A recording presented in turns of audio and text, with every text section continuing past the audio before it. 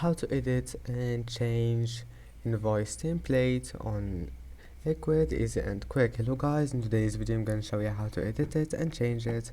First, open your browser and now once you're here, click settings and then click invoice,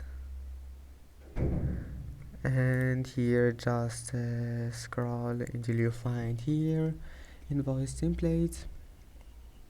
And if you want to manage it, you need to upgrade your account, and I hope that can help you. It's easy. Now after that, just go back, it will be saved,